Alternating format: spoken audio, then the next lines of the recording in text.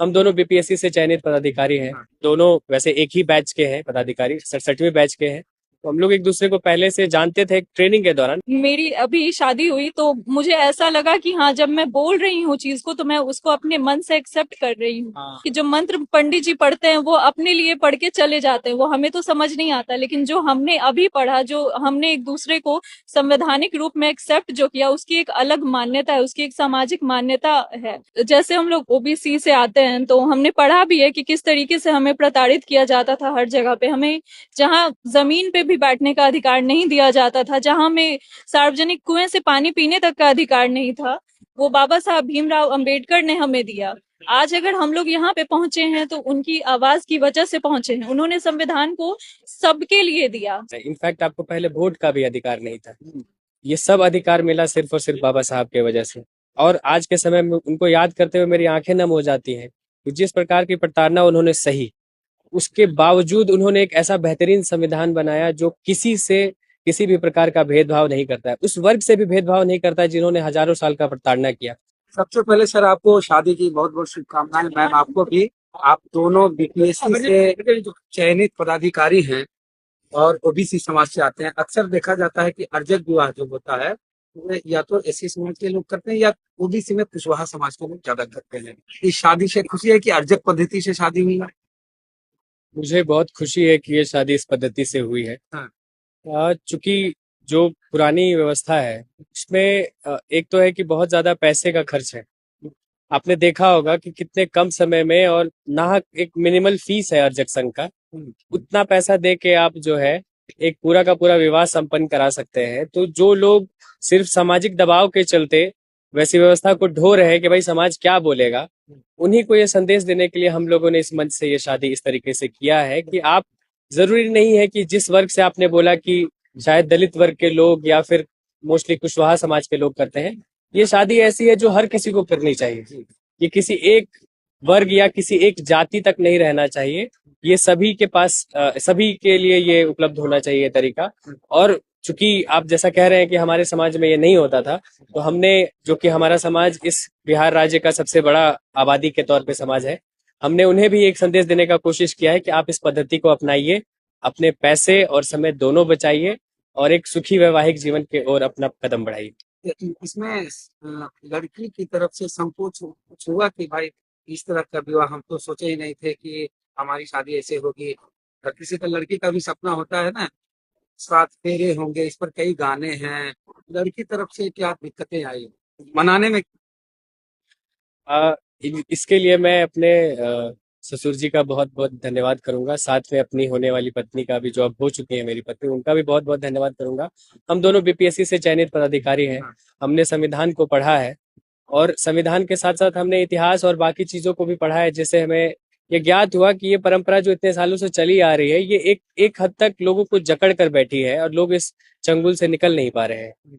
तो हमने, जैसा कि मैंने पहले कहा, मैडम ने और हमने दोनों ने मिलकर, मैडम को मैं ज्यादा धन्यवाद देना चाहूंगा क्योंकि जैसा आप कह रहे हैं कि हर एक लड़की का एक सपना होता है, तो ये इसका जवाब ज्यादा बेहतर मैडम दे पाएंगी। लेकिन मैं मैडम के बिहाफ पे ये कह रहा हूँ कि मैं उनका बहुत बहुत धन्यवाद करता हूँ कि वो इस पद्धति के लिए मानी, और अपने सास ससुर का भी बहुत ज्यादा धन्यवाद करता हूँ कि वो भी इस पद्धति के लिए माने। और एक सवाल ये, क्या ये प्रेम विवाह है या अरेंज मैरिज था? ये दोनों माता पिता ने अरेंज किया हमारा विवाह।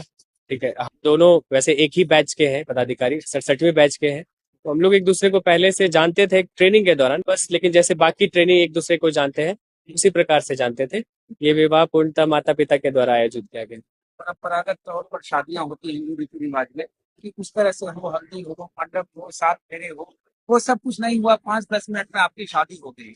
तो जी, ये आपका बहुत ही जेन्युइन सा चीज है कहना कि हर लड़की का एक सपना होता है, क्योंकि जिस सामाजिक परिवेश में हम लोग पले बड़े हैं वहां हम लोग यही देखते ही आए हैं।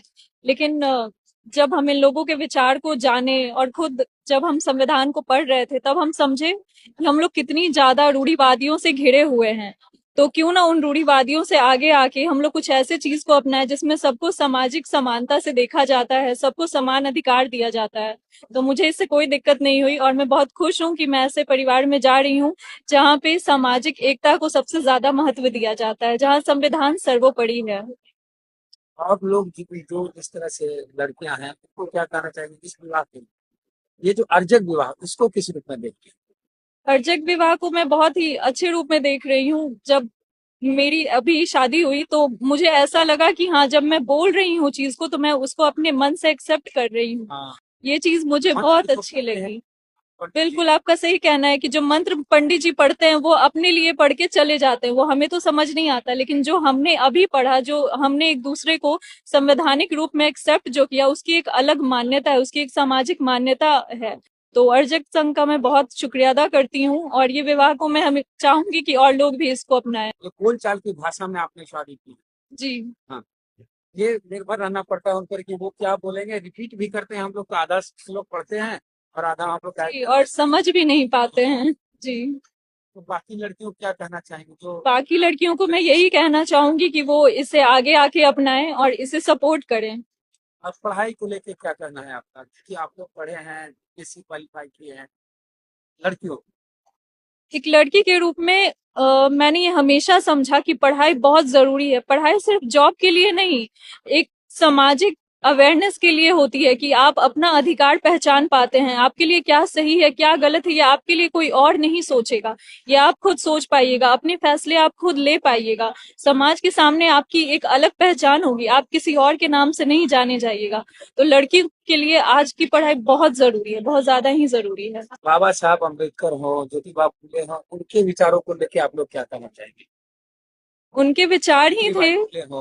बिल्कुल, जैसे हम लोग ओबीसी से आते हैं तो हमने पढ़ा भी है कि किस तरीके से हमें प्रताड़ित किया जाता था हर जगह पे। हमें जहाँ जमीन पे भी बैठने का अधिकार नहीं दिया जाता था, जहाँ हमें सार्वजनिक कुएं से पानी पीने तक का अधिकार नहीं था, वो बाबा साहब भीमराव अंबेडकर ने हमें दिया। आज अगर हम लोग यहाँ पे पहुंचे हैं तो उनकी आवाज की वजह से पहुंचे हैं। उन्होंने संविधान को सबके लिए दिया, सिर्फ ऐसा नहीं कि कोई अपर कास्ट होगा या कोई लोअर कास्ट होगा, सबके लिए उन्होंने समान अधिकार दिया है। जैसा कि मैडम ने कहा, अगर वो लोग ना होते तो हम लोग आज नहीं होते। जो पुरानी व्यवस्था थी, जैसा कि आप सभी को पता है कि हम लोगों को शूद्र और दलितों को तो पहले इस वर्ण व्यवस्था का हिस्सा भी नहीं समझा जाता था। तो मैं उन सभी से यही आग्रह करना चाहूंगा कि आप लोगों को जो नए नए भगवान के तौर पे पहले आपको पूजने का अधिकार तक नहीं दिया जाता था, लेकिन अब आपको बोला जा रहा है कि आप जो है पूजिए, क्योंकि अब आप वोट के तरीके से देखे जा रहे हैं। इनफैक्ट आपको पहले वोट का भी अधिकार नहीं था। ये सब अधिकार मिला सिर्फ और सिर्फ बाबा साहब की वजह से। और आज के समय में उनको याद करते हुए मेरी आंखें नम हो जाती हैं कि जिस प्रकार की प्रताड़ना उन्होंने सही, उसके बावजूद उन्होंने एक ऐसा बेहतरीन संविधान बनाया जो किसी से किसी भी प्रकार का भेदभाव नहीं करता है, उस वर्ग से भी भेदभाव नहीं करता है जिन्होंने हजारों साल का प्रताड़ना किया। उस वर्ग के साथ भी अगर आज कुछ गलत होता है तो उनको भी आखिरकार उन्हीं बाबा साहब के संविधान के शरण में आना पड़ता है, जिनको इतने सालों तक उन्हीं लोगों ने प्रताड़ित किया था। तो ऐसे महामानव को मेरा कोटि कोटि प्रणाम है।